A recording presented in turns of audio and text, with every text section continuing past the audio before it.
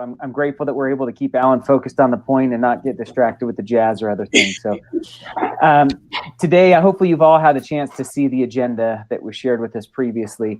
Really, we're going to turn this over to Alan for the majority of the meeting today, just to give us the updates on planning firm solicitations and the recap of our work groups and other things. So Alan, with that, we'll just turn it to you. I guess maybe right here before we move forward and turn it down. Anybody else that's going to have to jump off early as well? We know Sarah's got to leave at 11. Scott, great to have you here.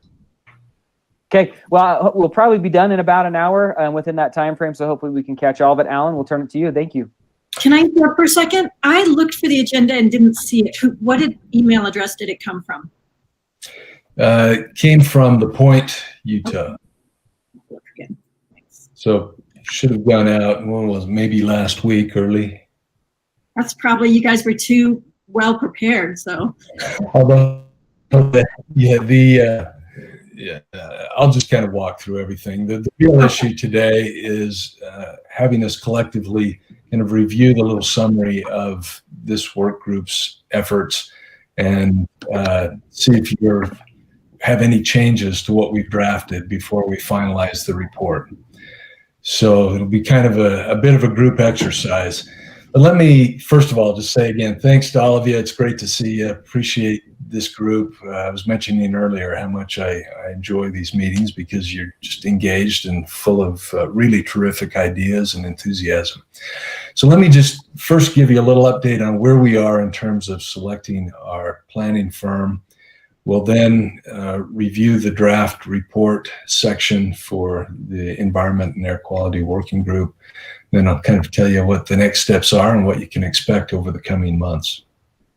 So I think you're aware, we talked about it last time, that we issued a solicitation to engage a planning firm to develop a framework master plan for the point by next summer.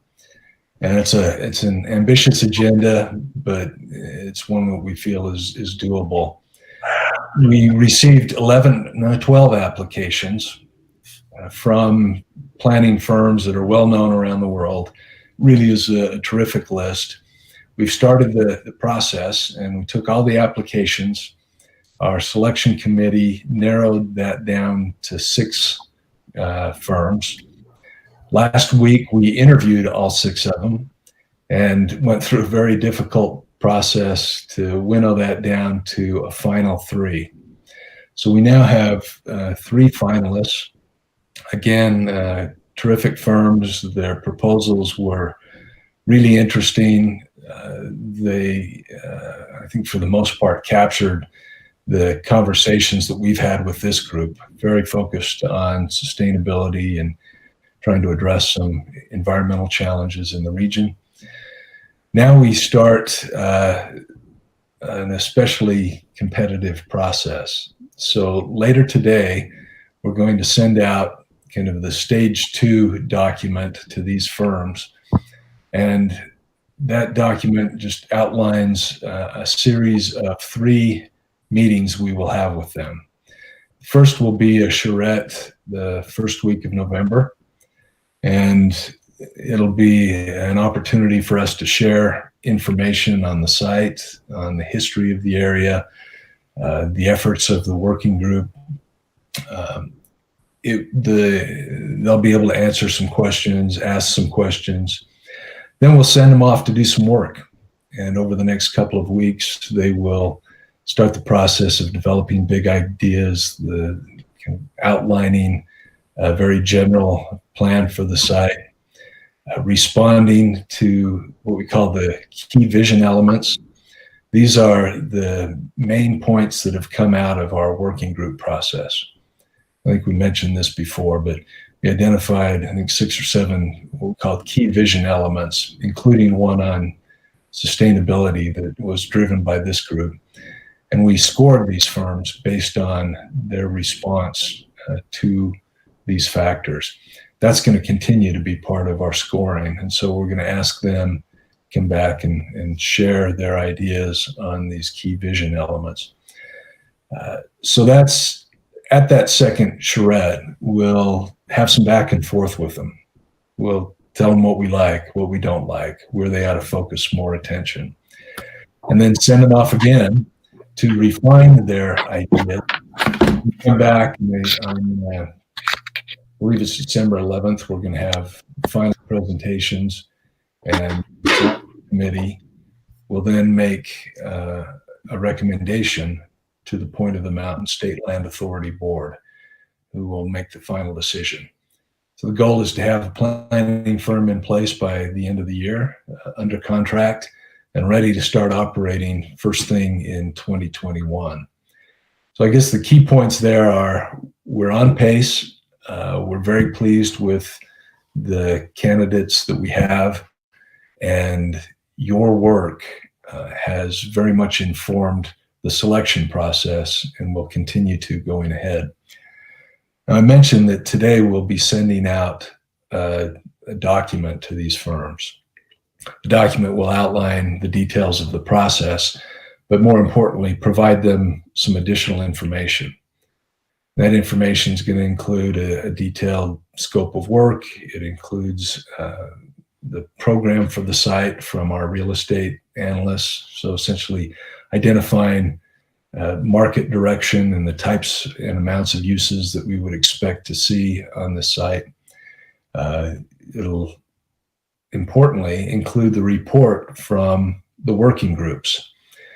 And we sent you a draft, I think a week or so ago, so that you could see that in advance.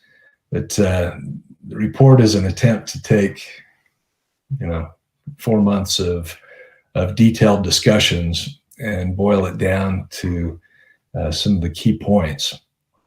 And so wanted to go through that today, understanding that I've got to finalize it by early this afternoon.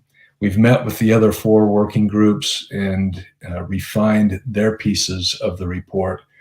And so the real effort for us today is to spend some time going through your section and getting any additional input you have. So let me maybe start by giving a broad overview of the report, what we're trying to do, and then we'll go into your section and get your feedback. So as I said, this is a report that is an attempt to capture the main points that have come out of the discussions of the working groups so that our planning team will have a document in front of them capturing those thoughts and ideas to help guide their efforts.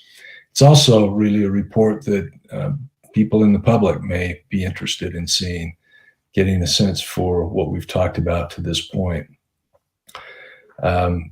What I've tried to do is balance providing enough detail that people know what we're talking about, but at the same time, allowing others the opportunity to get a general sense of what we're doing. So the way I've done it is to provide roughly a 1.5 page summary of the key points that have been discussed in the body of the report, and then have a series of appendices that include the working group members, the notes from all of the meetings that we've had, and then the little 1 to 2 page reports we received from the subgroups. So anybody who wants to delve in the details can. So we've kind of given a little overview of the site. It's the opportunities it presents, and potential. Talked about the Point of the Mountain State Land Authority, what the group is and its responsibility, as well as the guiding principles that board adopted, and we've talked about those before. The main focus is on the working groups, and so we talk about each of those groups, talk about how they're structured and operated, kind of identify the primary tasks of your group and others. We've talked about these before. First is looking at developing the key vision elements. Those have been included in our solicitation documents. Number 2 was providing more detailed input that can be captured in this report. Third, and we'll talk about this more later, it's providing ongoing advice to the planning firms as they get into the master planning process next spring. And then several of the groups have individuals with connections with some of the top target companies in the world, and helping us make those relationships and contacts, and then serving as kind of champions to help the public understand what we're talking about, and probably more importantly, help us understand what's on the mind of the public and how we can make sure that this public project is really directed by the public interest. So then went through and provided a summary of the meetings, what we talked about at each of the meetings. Those are the key vision elements that came out of the first couple of meetings, the prioritization process that we did, the subgroups that we created, and the discussions that we've had. So I think that's kind of straightforward. Then the meat of this is summaries of the working group conclusions. And I think I mentioned to you, we've met with the other 4 groups already over the last week or so, and got their feedback on these drafts. And we're incorporating that. We'll get yours, make the changes early this afternoon, and get it into a finalized document that can go out later today. So one of the things that you might find interesting as you read through this draft is just to see what the other groups looked at, what their discussions involved. And I think one of the things you'll see is that there's a lot of overlap.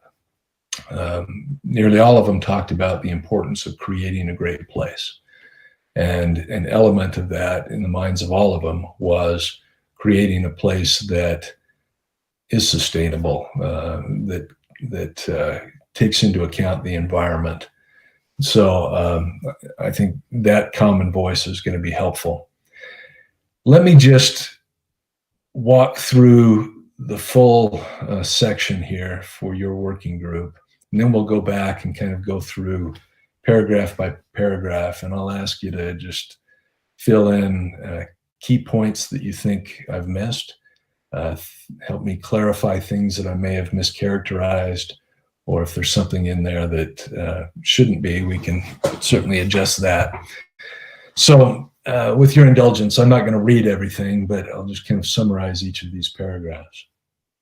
The first is kind of an overview of the vision for what happens at the site. It's talking about a place that promotes health, minimizes pollution and resource use. We talk about site-wide sustainability practices with transportation and EVs. Excuse me, Alan. What would be helpful for me is if you could orient me to the page that you're on, and then I can follow along. Can you not see it on your screen? Pardon? Can you not see it? I have the document up.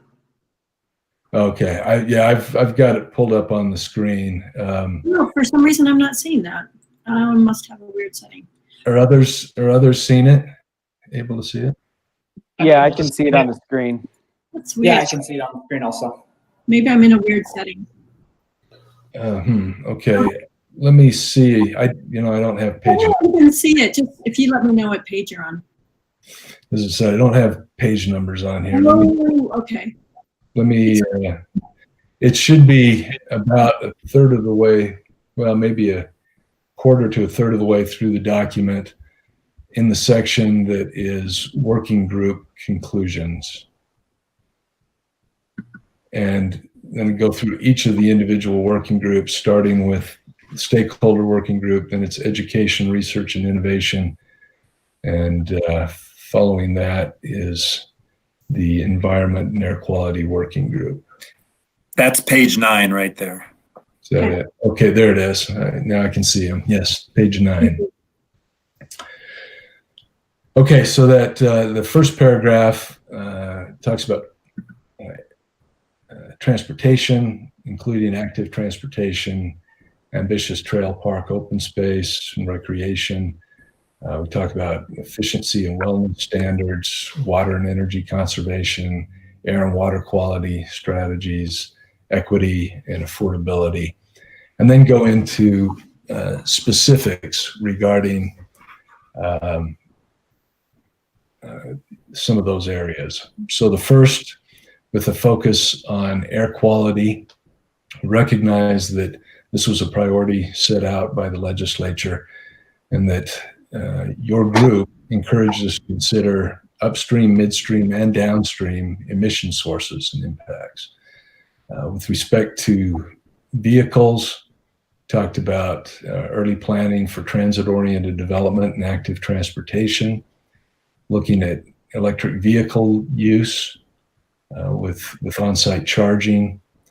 We talked about ways to reduce automobile use on the site and implement measures such, including parking and road design, et cetera, that help reduce automobile use. Talked about mitigating fugitive dust from this site and surrounding extraction operations, and looking at even the construction phase and having the construction equipment meet clean engine standards. Includes indoor air quality standards, and then looking at other measures for, like LEED, Clean Building, Living Building Challenge, and other standards. Next, we talk a little bit about water quality. Alan, can I chime in here, or do we want to go through the whole thing? Yeah, we're just going to go through the whole thing. Okay, just knowing that I need to leave at 11 if we don't make it through. Okay. Then, let's see, we've got improved water quality, runoff that could infect the Jordan River or Great Salt Lake. And so we talked about low impact development measures and exploring some on-site reuse, of course, taking into consideration impacts on the Great Salt Lake. Then had a section on energy use. Talked a lot about building efficiency measures, looking at standards that exist now, like DOE Net Zero Energy Ready, the code, LEED, well, et cetera. So, and then as a corollary to that, it's reducing the need for energy from fossil fuels. So looking at on-site renewables as well as potential utility scale renewables being used at this site. So it's everything from solar to microgrids to looking at potentially the on-site geothermal resource. The next section emphasized minimizing water use. So wanted to create a water budget and looking at local scapes design, various water conservation measures at the site, suggested some of those. And then finally, that section on creating a livable community. What came out of that subgroup was elements such as high quality of life, which is everything from employment, education, sense of community, diversity, childcare, et cetera. Next was public health, so it's clean environment, addressing noise and light pollution, active lifestyle. And third, social equity with access to education, jobs, care facilities, diversity in businesses, food, et cetera. So those are the broad areas. As I said, the details in terms of meeting notes and the subgroups are all included in appendices. So let's go back and work through the document, starting with the first paragraph that kind of outlines generally your vision. I'll keep this up so you can kind of look through it as we go, but key points that are missing, things that are mischaracterized. I know we may not get every detail because trying to summarize, as you said, 4 months of discussion in a page, but want this to reflect your interests. Well, one, I'd say you guys did a really good job. One of the things that I feel like is missing from our section is we have a lot on electric vehicles, but we're not really, and I know this can be a tricky issue as we transition, but not a lot about building electrification. When you look at addressing climate change and reducing emissions at the scale and pace necessary, we don't want to invest in more stranded assets and natural gas infrastructure and buildings. We have to really move to electrification and then a renewable energy system. And we don't want to say it must be this. I mean, somewhere in here, and I'm not sure where, I feel like we need to recognize that building electrification is an important component. So I had the same thought, and I was thinking you might be able to do it by saying something about net zero, which we say up above in the more kind of summary level, at the top of the document. But yeah, I noticed that was missing as well. Yeah, and unfortunately, well, not unfortunately, I think it's good that they allow both paths, but the Department of Energy net zero standard allows you to includes natural gas infrastructure. Correct. And and I don't want to say no natural gas, but, because I know that this is a political issue, but I think that we should at least somewhere acknowledge that building electrification, evaluation of building electrification is an important component. And so net zero doesn't quite get us there, but I think that's a good idea, Glade. I mean, it could be, at least it's depending on what standard people use. Yeah, I really think that's a great comment, Sarah, especially in the valley. If you want to affect air quality, you've got to not have stuff burning in the valley. So electrification of the buildings is really important for that. And it's possible and doable. I think that's a great comment. I would even go further, and Sarah, and say, sure, why not require them to be all electric? Okay, that's great input. I love it. I'm glad you caught that. I will work that in. Yeah, and maybe it could go both in the preamble and then in the improve air quality part somewhere. Right. We do a good job with electric vehicle. Ready?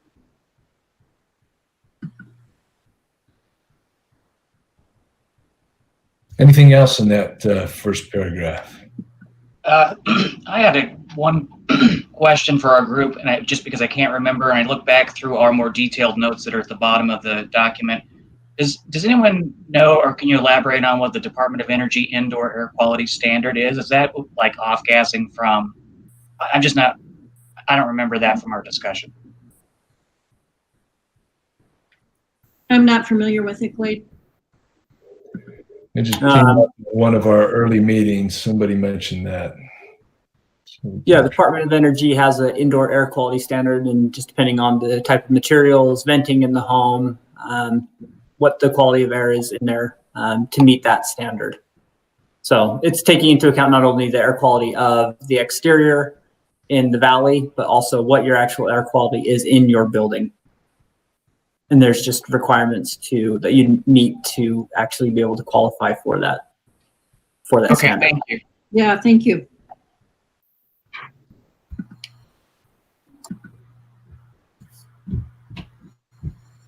Okay, if something comes up as we go through and you want to go back, we can do that. But let's turn to this improving air quality paragraph.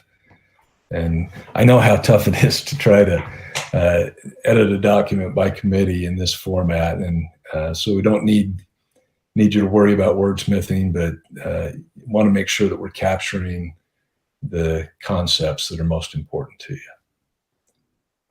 And I got the message on building electrification. I think that's excellent, so we'll include that as well. That would be great. Work that into that paragraph. Alan, and not to be nitpicky on these, but I think one other thing that might be worth, since we've got in their lead, one other certification that really is important for air quality that I think might be important for these planners to recognize and see if they want to have that be a standard or not is the Department of Energy's zero energy standard. Zero energy ready, and then also zero. And that's the Department of Energy has their standards. Okay, and what's it called? Remember? It's called the Department of Energy, and they've got basically two standards. One's called Zero Energy Ready. So once you add the renewable, then you get to a zero home. For example, that's the two standards. So let's say someone can't afford the solar yet, you could build the home ready for the solar and everything. And then once they're able to add that solar, then it would be a zero home. It would produce as much as it uses. Okay. Yeah, and Bryson, that is in the reduce energy use section. We do reference, okay. But Great. Alan, I have a question for the group. This is Steve. Go ahead. Often when we were doing big projects and trying to achieve certain resource performance goals, we would we have a set of targets that we would develop up front. In the scope of work that we've written for this, we have a task where we're asking the consultant sustainability team to provide analogs for similar projects as to what measures and strategies they've used and what type of resource reduction impacts they've been able to achieve, but also to create a framework, some kind of a sustainability framework where there are benchmarks that are identified and targets set for reductions of energy, potable water use, VMT, et cetera. And the process that was fairly standardized in these projects was to go through that, set some targets, and then ask the consultant to identify strategies and measures to achieve those targets, and then also to provide some cost impacts to doing that. So that's a little bit of the approach that we're setting up in the scope of work. I just wanted to share that with you and make sure that sounds right to you.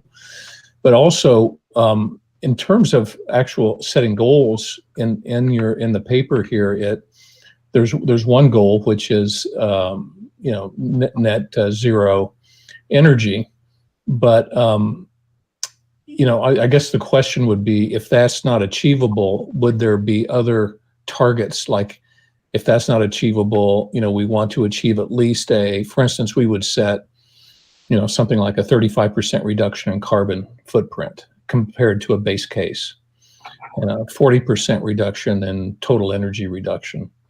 And it could be that the net zero kind of covers all of that, I guess. But I just want to share with you that approach and ask, are there any other targets, like, for instance, potable water reduction, demand reduction, that you would want to consider?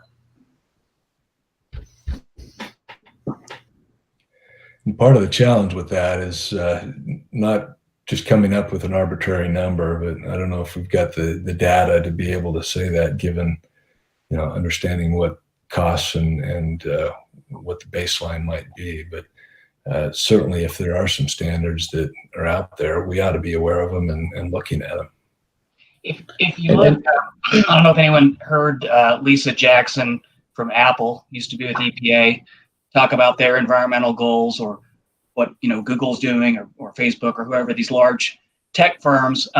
They're really pushing hard for zero, and they start with their office operations and maybe their stores, but now they're pushing up the supply chain. And I think when you're seeing these really innovative, cutting edge companies and doing this, and you look at kind of what the mission is for the point, for it being a real shining example, I think you have to really set a pretty ambitious target. And so that's why I like the net zero or die trying kind of approach, because I think if you do much short of that, you're not going to be the innovative leader when we have these other creative companies doing so well. Well, it could be that the system we're setting up is, I'm kind of answering my own question, I guess. It was more of just sharing with you how we're setting it up. But I think, if the consultant comes in and helps us understand the implications of certain targets, and, how to get there, what the strategies might be, and how what the economics of that might be, then that can inform us as to, what targets we should be working on, and actually make that part of the of the process is refining those, and starting with net zero is a good start. It's just an aspirational target for sure. And I think that we should know that, for instance, Zions Bank is building a huge all electric net zero building. So before we back off too much on the net zero, it would be nice if there was some sort of group that looked at what's happening, and maybe you can do this internally, what's happening around the country and around the world. We say we can't get to where. And that's one of the things that was so compelling about some of these firms is that they're building these kinds of communities and planning them, and so they are looking at best practices. And that's great. I think we will be aggressive in looking at those opportunities. Thank you.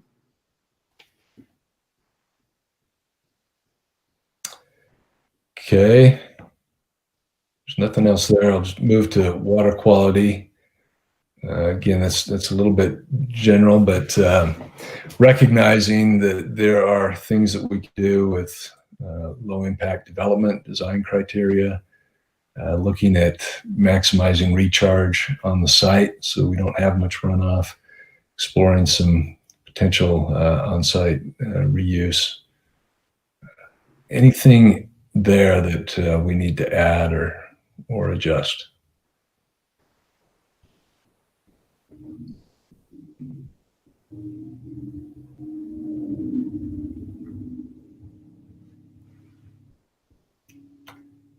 Okay. Yeah, Alan, I think those are really the important ones, given that you have services, right? You have water and wastewater services coming to you, reducing the amount of non-point source pollutant discharges, mostly through stormwater control. That's really going to be the important one for you. Okay. Thanks, John. It's good to have a lot of expert input on this. It makes a difference. Thanks so much. Reducing energy use.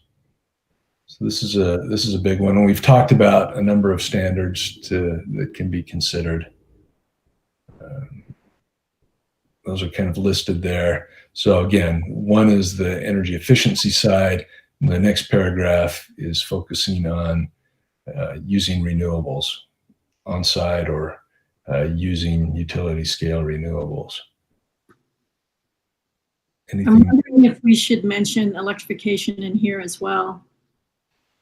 Because when you move to electrification and renewable energy, you are cutting energy use substantially because, for instance, if you have a fossil fuel plant, you're losing, 60% of that energy as heat at the source.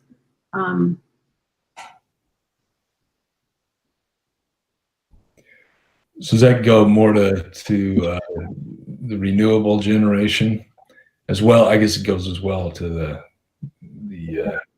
efficiency side. The point could also, I'm just trying to think, because we have some things and we have some recommendations in there.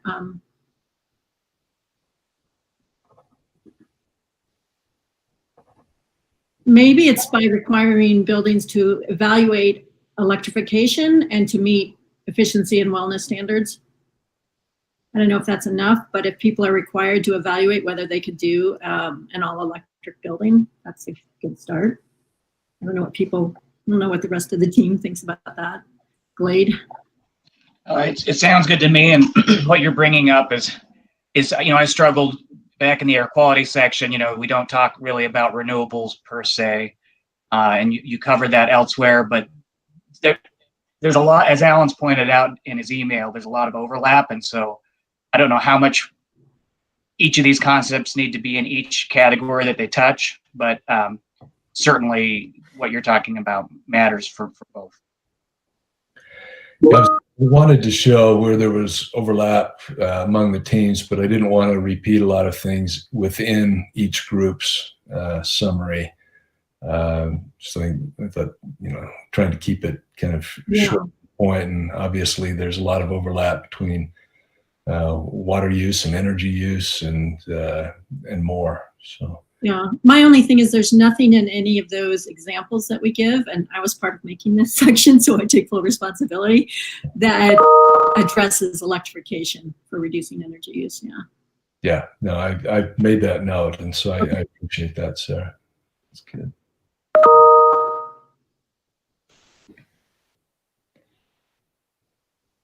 Okay, I'll make that change. Anything else there?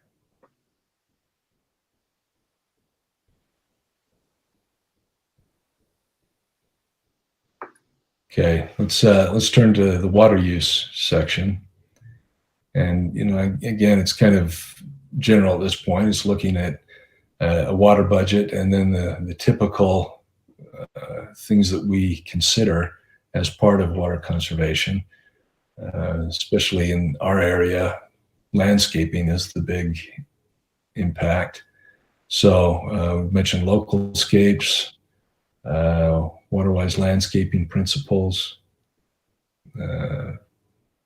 including fixtures. Anything else there? I'll just make one comment, Alan. One thing that we find a big hurdle, and it's a big one with water, but also goes into some of the other stuff with all electric and energy efficiency, is that the cities a lot of times cause us restrictions and that make us not be as energy efficient as we'd like to be, or save as much water as we'd like to be. So we do local scapes at Garbett. The reason we do those is because anything more extreme that would save more water, we can't get approved by a city. So I think they'll need to be working with the city, saying that they can't add additional requirements onto, like when you're trying to build and save these, because we can say we do all this, but the city might have zoning ordinances and stuff that will say you have to have so much grass in your yard and you have to have so much of this, but it's not necessarily water efficient. And so we run into that a lot, which is why we've kind of converged on the local scape. It's not the best option if you're really trying to conserve option, but it's kind of a compromise. We can get stuff approved and not be wasting as much water as other builders that do, as more grass and other stuff. So it's kind of a compromise there. But same goes with the energy efficiency. For example, in Salt Lake City, we're dealing with some stuff. They've required us to put in certain building materials that won't allow us to meet our energy standards that we internally like to meet. Yeah.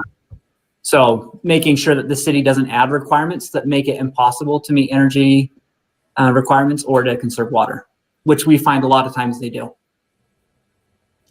That's a good perspective. And yes, we've all seen that. And it does create some challenges for those that are willing to be more aggressive. So that's a great perspective. Thanks.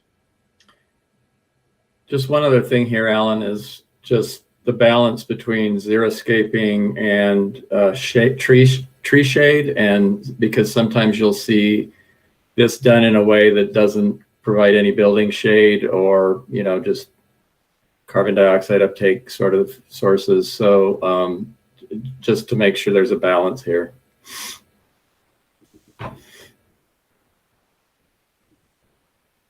Yeah, and that's really a good point, Scott. And there are trade-offs in these things, and yeah, having trees cools the buildings, makes it a more friendly environment for those that want to go outside in the summer. And yet they do use some water. Well, it even impacts transportation because people aren't going to walk to a station if it's so hot that they don't want to do that. So. I mean, I'm wondering if we could add something here, though.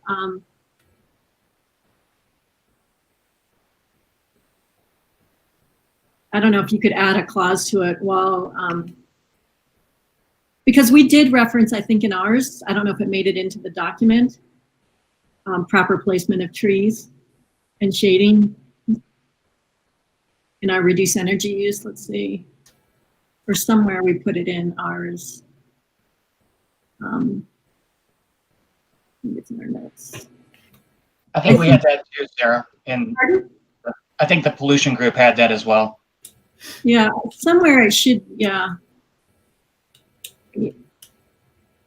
I'm not sure where it goes. And maybe it's under reduce energy use and then mention. Yeah, I think it could fit there, and it's part of some of those standards that we've identified. We mentioned down here, that shade helps address contributions to urban heat islands. So we've got shade, green roofs, avoid large asphalt, concrete areas. We can add something about trees there too. Yeah, and I think in ours we said something while protecting solar access. So it's kind of like you just have to think about where they are and where you might want to have solar, and not blocking. So consider the whole. Yeah, and I remember that line in there. I remember kind of looking at it and thinking, clearly it's important, but those are things that landscape architects and others are considering All the time. all the time. But we can certainly add that. I think that's a good point. Can I go back to my electrification in the energy reduction? I'm wondering if we're undermining. Sarah, you've had your opportunity. And I'm just kidding. Go ahead. Well, I'm just wondering if we're undermining ourselves if in here we say consider, and depending on how strong you put it above, that I might be undermining what we say above. And it would be nice if they had to do more than just consider electrification or evaluate electrification. So just as you edit, it'd be nice if it was stronger. And if it's not in this section, but we have something stronger above, that's fine with me. Okay, now I'll take that into account. I understand what you're saying. The whole thing, and I think for the most part, let me just look through it and make sure that we're being consistent and not sending the unintended message that in some places we're saying consider, and in some places we're saying require. Yeah, and I don't even know if we have to say, I'm just trying to think of how it can be a strong message that electrification should be a key strategy. Right. Electrification, just like where we have transportation electrification as a key strategy, I think that building electrification should come out as strong as that transportation electrification and infrastructure. Got it. Thank you. Thank you. Okay, and then on the livable community piece, that's not one that we focused on a lot at our meetings, but we did have that subgroup that worked on it and came up with some really good thoughts we've captured there. They're kind of general, but I think that's okay. We're talking through this entire document about livable community and some of the elements of it. So, any thoughts there?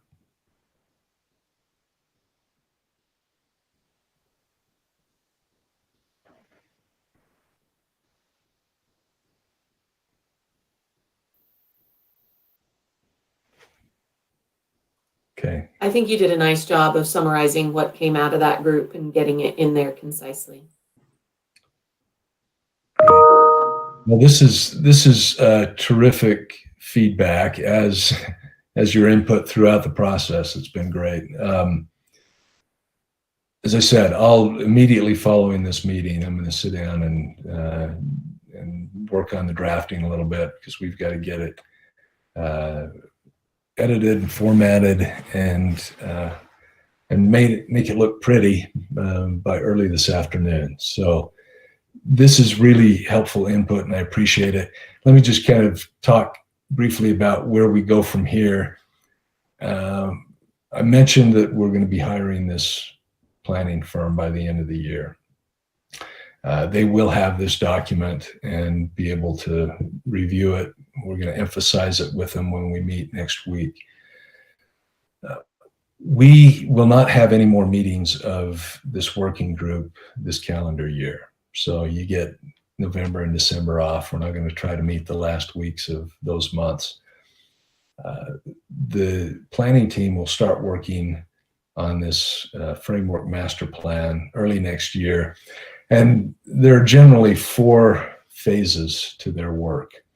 First is kind of gathering information, bouncing ideas around, making sure they've got the data that they need. Then they're going to be developing some scenarios for the site, essentially little ideas about how this area can develop consistent with the market analysis that's been done and the key vision elements in this report. They'll then evaluate using some analytical tools and their professional judgment. They'll evaluate the different scenarios, bring in public input on them, and try to narrow it down to a preferred vision for the site or a preferred alternative. We'll further evaluate that, refine it, look for ways that we can make changes that improve the performance of the plan. So the analysis is going to include things like, what does it do to traffic generation? What does it mean in terms of energy use? What does it mean in terms of cost? What does it mean in terms of water use, et cetera? So we'll be able to have some analytics to help us work toward these goals that you've outlined. And then ultimately we'll get to a vision and a document that'll have guidelines in it that will direct planning going forward.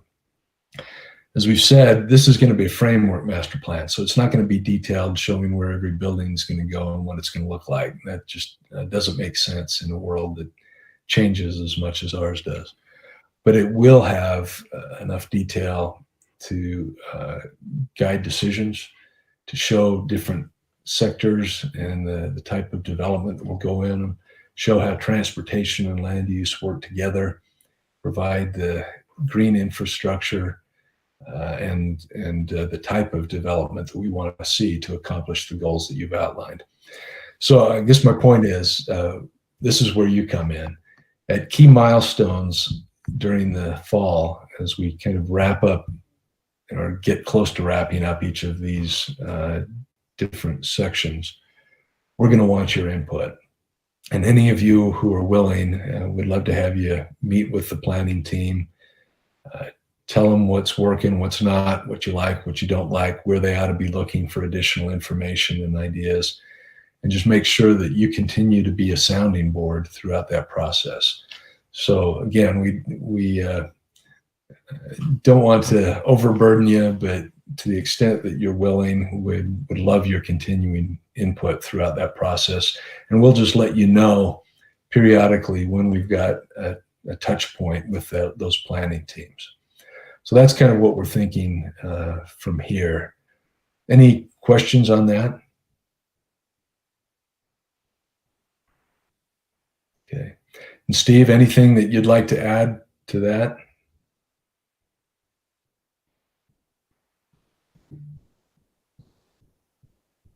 All right. Well, before I turn this back to our chairs, let me just again say how deeply I appreciate your efforts here. You're all incredibly busy. For you to take the time to meet with us, to think through these issues, to bring resources to the table has made a tremendous difference. And there's no question in my mind that your involvement is going to make this a better project, one that is going to be more successful and do more to help the people of the state long term. So just can't thank you enough. Really appreciate it. So Scott, I'll turn it back to you. Thank you, Alan. I think we would all echo the same sentiment. It's been a pleasure to be part of this working group. Just exciting to hear all the great ideas and this great team. Carrie, anything that you have to add before we jump off? I see you shaking the head no. Okay. Well, thank you all. Really appreciate this. And Alan, appreciate the offer as things continue to move forward, to just keep a pulse on how things are moving. It's just exciting to be a part of it and to see the great success of this. I just, knowing the quality of the people in this group, and I think about all the other working groups that we've had, it's sure to be a success. So again, thank you. Really appreciate the opportunity. Thanks everybody for your time.